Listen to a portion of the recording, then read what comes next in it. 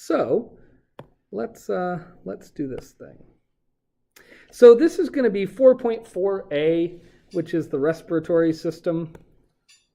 These are my renovation plans. You don't really want anything to do with that. Hello, how are you?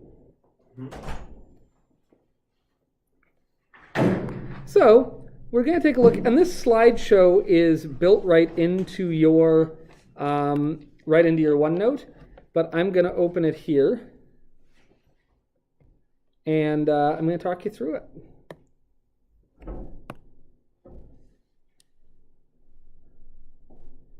And I'm going to kind of write on this as we go.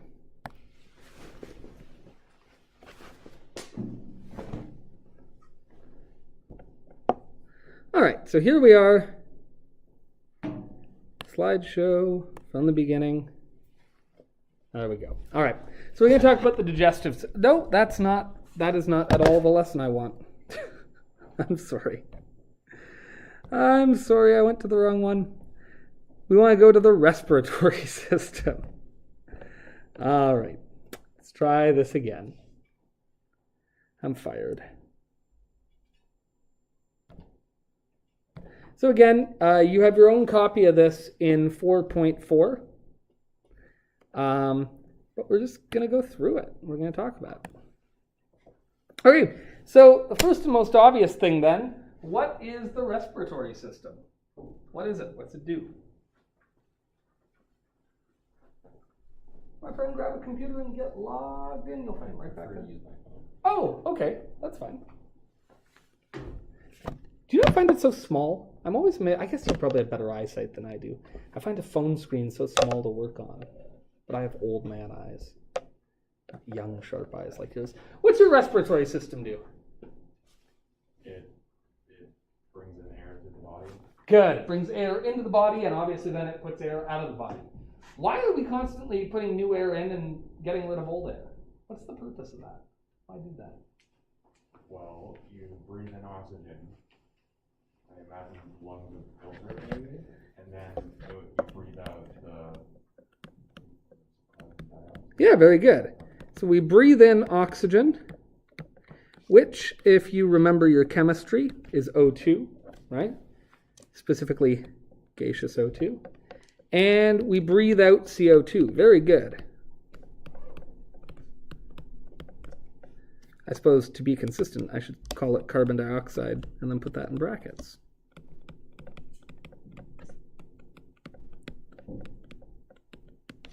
All right, so yeah, that's the purpose of the respiratory system. And we need oxygen. Why do we need oxygen? Because that really is the main purpose of this. We need oxygen. Always. All the time. We need oxygen. You can live without food for weeks. You can live without water for a couple of days. You can live without oxygen for a few minutes. I think like people who really, really train can hold their breath for...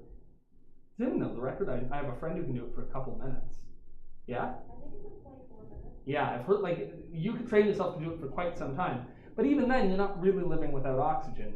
People train themselves to breathe in a big amount and then really slow down, so they just use that up really slowly. Does that make sense? But you essentially need oxygen at all times. All the time. Why?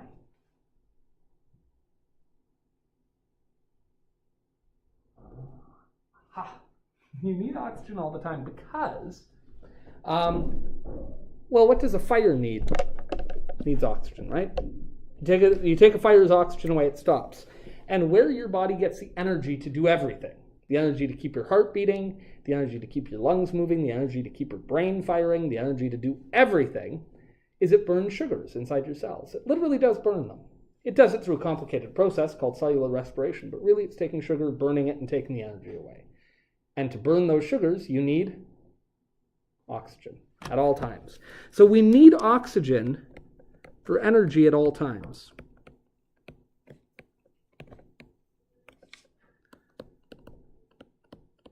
Does that make sense? Very important to always have oxygen in the body.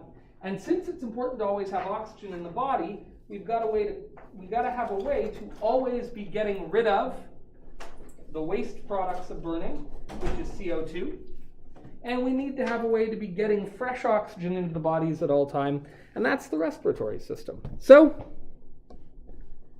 here's your respiratory system. There it is. Believe it or not, that's you. You look good. And these are the parts we're going to talk about. Obviously, we most often breathe in through what? Yeah, nose. But we can also breathe in through the mouth. Because they both lead to the same place. We actually talked about this if you've watched the video on the digestive system yet. Or if you haven't, but you'll see that these are connected. Or if you have a friend who was gross and would put his spaghetti up his nose and have it come out his mouth. Does anyone have someone gross like that in their life? I had a friend who was always doing that. His name was Kenny Burke. It was weird. He always he had a chain he wore around his neck with a cross on it. He'd take the chain and put it up his nose and have it come out his mouth, and it gave me the howling phantods. Just thinking about it now creeps me out. But you can do that because your nose leads to something called the nasal cavities, and that leads back to the throat, and obviously your mouth leads back to the throat, so they're connected to the same area. They're kind of two tunnels to the same place. And then from the throat, which is just that shared area at the back of the mouth and the back of the nasal cavity, it goes down into, what's this? What do we commonly call this? Sorry? Sure, for sure. We'll talk about that in a minute. But the tube itself, the air goes down. In everyday life, we usually just call it our, surely you've heard. Throat. Yeah, sometimes the throat, this actually isn't your throat. Your throat's actually the area at the back of your mouth and nasal cavity.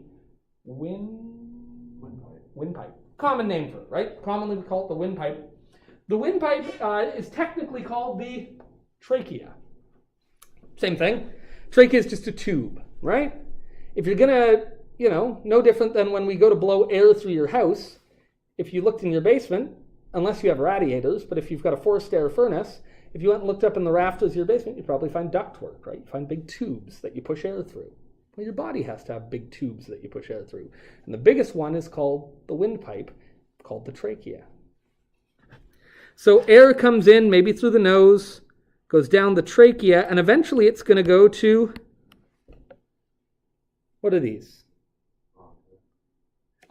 Yes, true.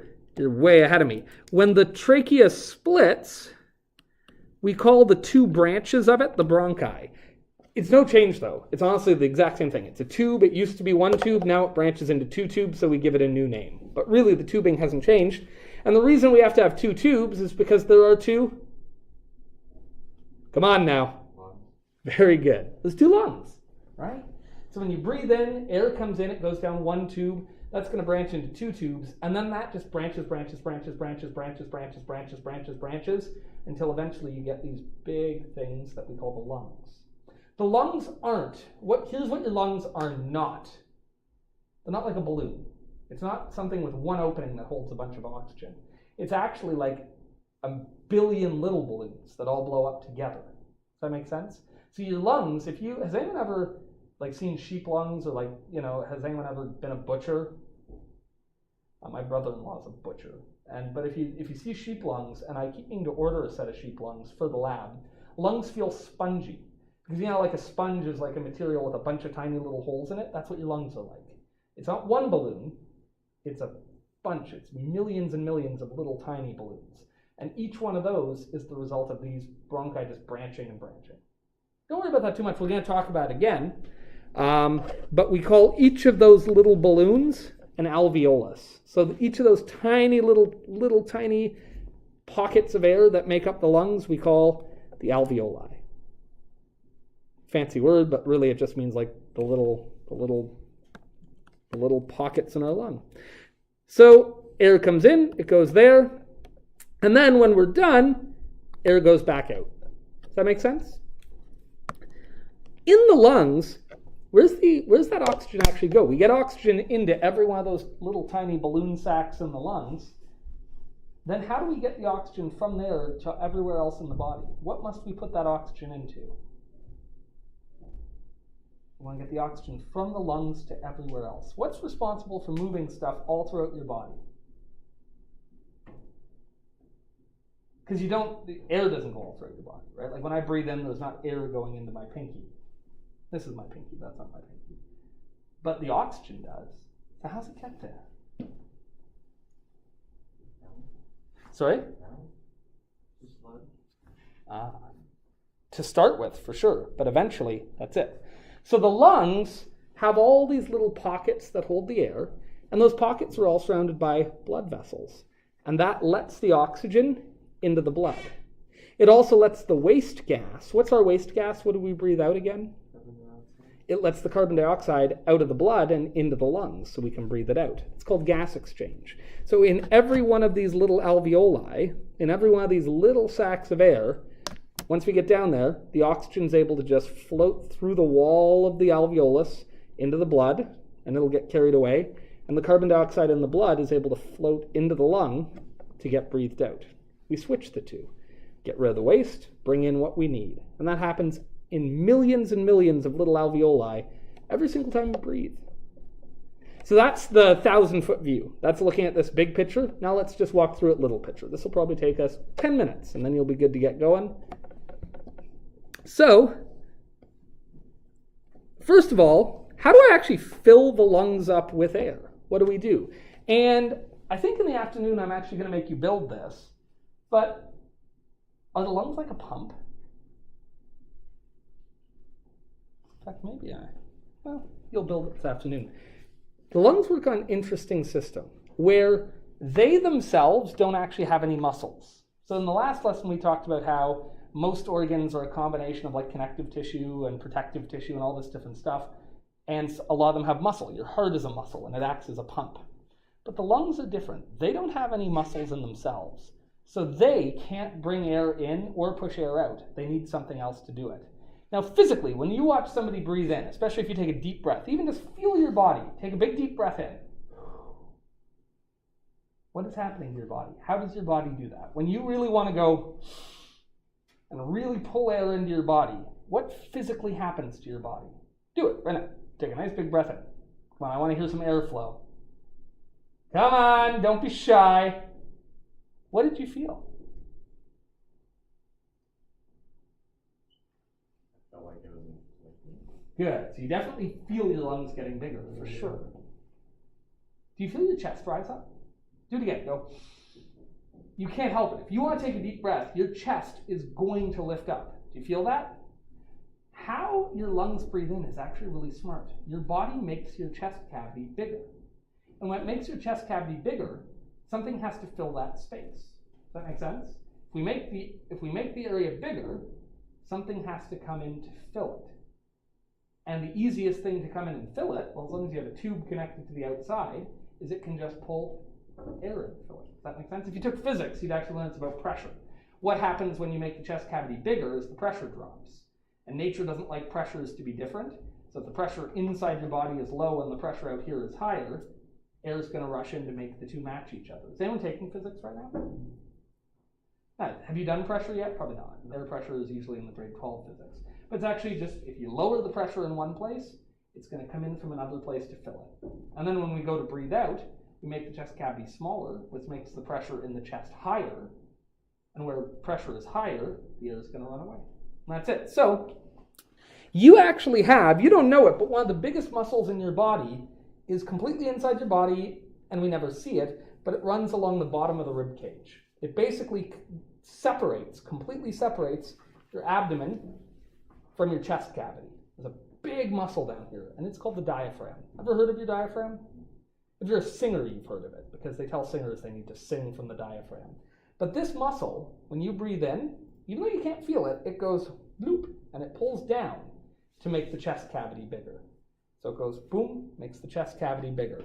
And at the same time, the muscles in your ribs, you ever eat ribs? Like not human ribs, for God's sake, but like pork ribs or beef ribs. That's the muscle between each rib. You don't actually eat the bone. I mean, maybe you do, but most people don't eat the bone. You're eating the muscle between them. That muscle's job is every time you breathe in, while the diaphragm pulls down, is to pull the chest up. So the result is that's how we make the chest cavity bigger, is the diaphragm pulls down while the chest cavity pulls up, and that just makes the space physically larger. And that's what pulls the air in. And I have a diagram of that. So the diaphragm is a muscle located below the lungs which separates the chest from the abdomen, and it's pulled downward, which causes low pressure in the lungs, which draws air in through the nose or the mouth. maybe I don't have a diagram of this, but it's literally, if you can imagine, ready? This is the side view of me. There's my head. There's my hair. Okay, that's a bad diagram, but that's okay. And there are my lungs. What happens is the diaphragm here is going to pull down while the chest pulls up. So when you breathe in, you get the same lovely face. There's my lovely face. But now the chest pulls up and the diaphragm pulls down. And you can see now this is a bigger space. Does that make sense? Diaphragm down, chest up, makes this a bigger space. And because it's a bigger space, the lungs expand, they pull air in from the outside to fill that up. Does that make sense? Again, this afternoon, if time permits, we'll actually build this. We'll get some water bottles and some balloons and some straws, and you'll see it actually works. You can build a diaphragm, and when you pull the diaphragm down, air will rush in through the straw. You'll make a little set of lungs. It's pretty cool. Questions about that? You guys are so quiet. That's okay. I still love you. Okay. Great. Now that we know that, when air comes in, most often we breathe through the nose. Unless your nose is clogged, or unless you're intentionally breathing through your mouth, 90% of the time, without even thinking about it, we breathe through our nose. Of course, as soon as I mention that you're thinking about breathing, now your breathing's under your conscious control. I have a friend, his name is Matt Helsby, and he, every once in a while, I haven't seen him, used to work together. So it's one of these people I used to see him 8 hours a day, 6 days a week, right? We worked really closely together for like a decade. And now I never see the guy, but every once in a while he'll text me, "Hey Joe, your breathing is now under your conscious control. You're welcome." And of course, the moment you read that, you're like, well, crap. And now you're thinking about your breathing, and like you do the thing where you're like, okay, I'm going to not think about it. And then you just sit there holding your breath for a minute, and it takes a few minutes to stop consciously controlling your breathing. So hopefully I've done that to all of you now. That's my goal, at least. When you breathe in through the nose, and not to be gross, but what's in your nose? So we have the nasal cavity. What's in there? I mean, what are some of the gross things that your nose does? Ugh. Yeah, and when you sneeze, what's in there? Yeah, mucus, right? Ugh, gross. Why is there mucus in your nose? Is it just to be gross? You know what it's for? It's actually to protect you. The mucus is there to catch stuff.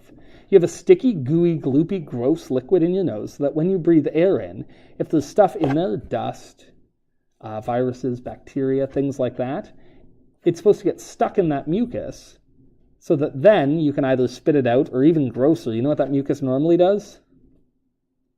Slides down your throat without you even knowing it, goes down your esophagus into your stomach, and the stomach acid kills everything in there. Isn't that gross? But all day, every day, the mucus that gets made in your nose, that's just what it's doing. It's just sliding down your throat. Sorry, thinking about that now. Ugh. But that's the point, is you've got this stomach full of acid, so they go perfect. Anything you breathe in that we want to get rid of, it can just kind of flow its way down there and we'll just get rid of it. And if it gets really bad, if there's way too much stuff in there, that you have this sneeze reaction. We just push it back out of our body. Does that make sense? Good. So there's gross mucus in there that's there to protect you. What else is in your nose? You really notice this with old men. Good, there's hairs in there. Same thing. You have hair in your nose to act as a filter.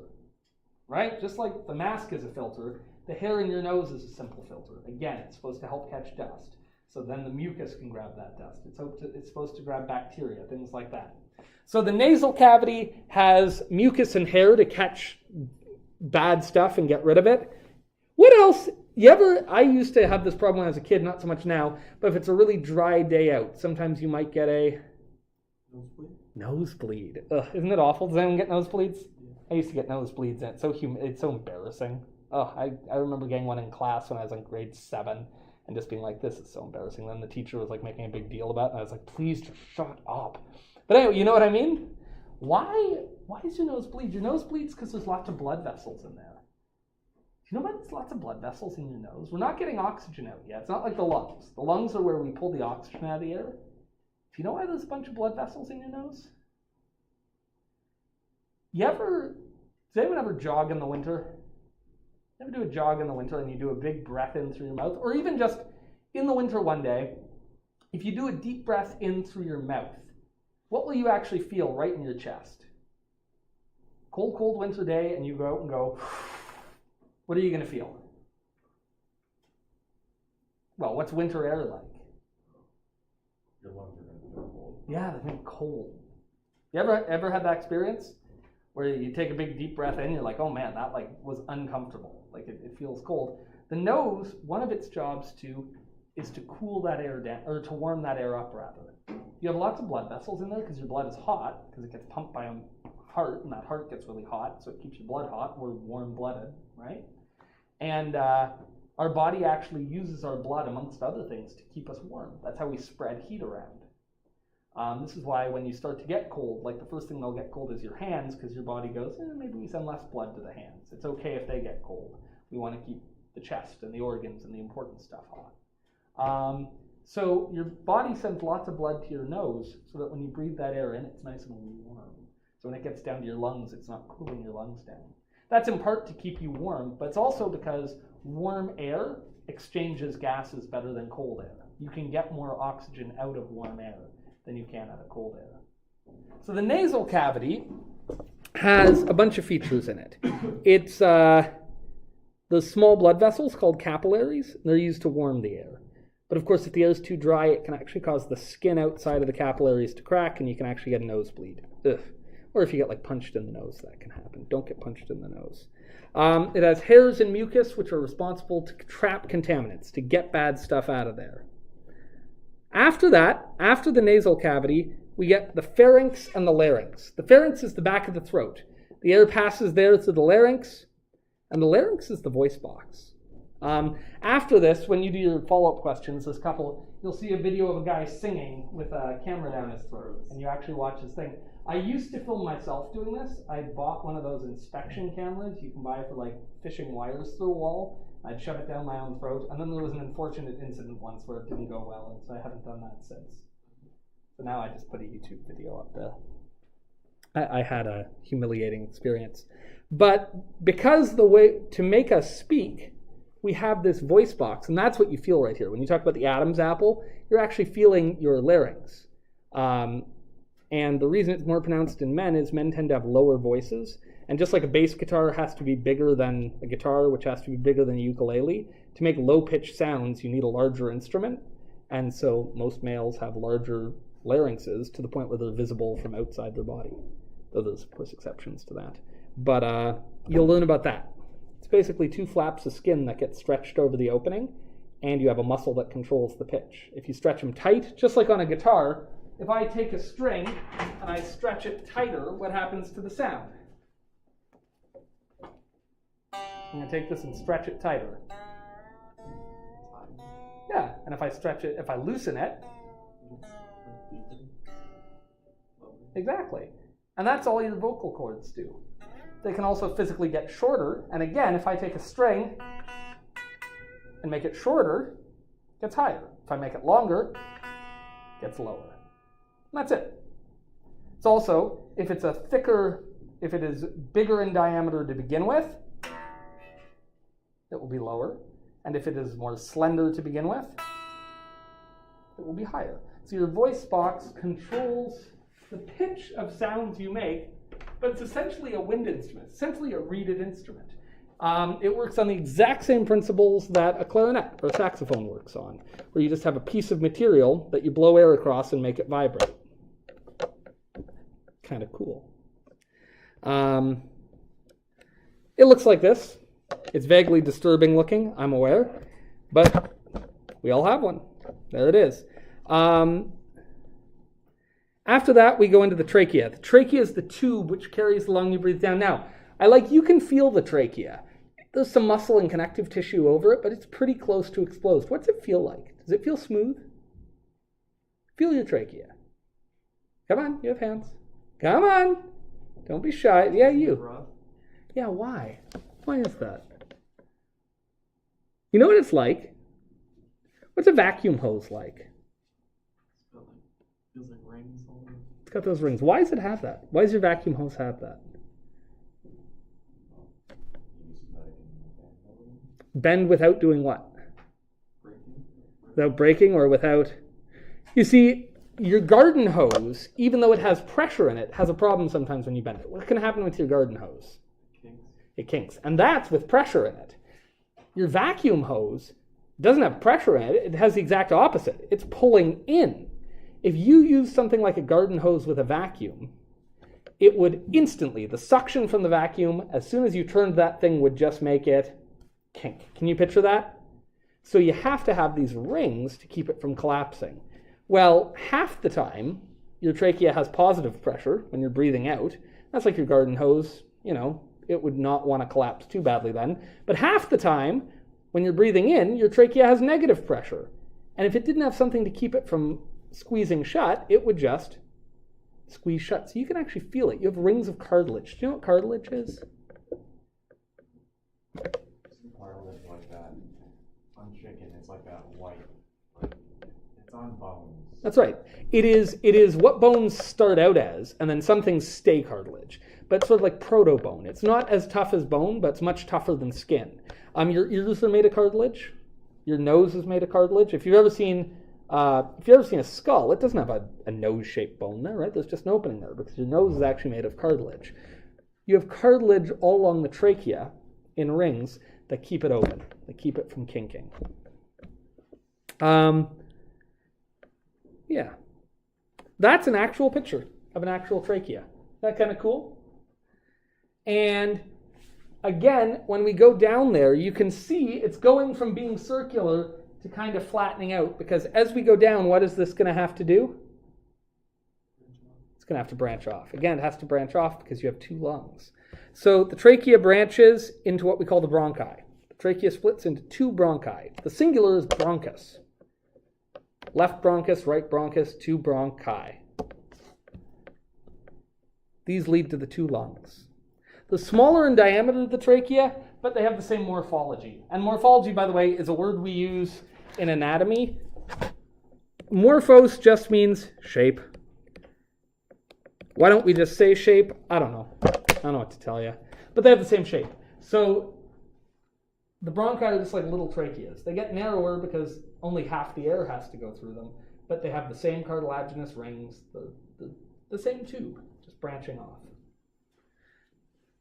But from there, again, we said, don't think of the lungs as a big balloon. The lungs are a collection of millions of tiny balloons, and each of those needs its own supply tube. So the bronchi branch, and then they branch again, and branch again, and branch again, and branch again, and branch again, and keep branching, keep branching, keep branching, until you get to tiny little tiny little balloons. Does that make sense? So the bronchi eventually split into what we call bronchioles, and they end in what we call the alveoli, which are these small air sacs surrounded by blood vessels.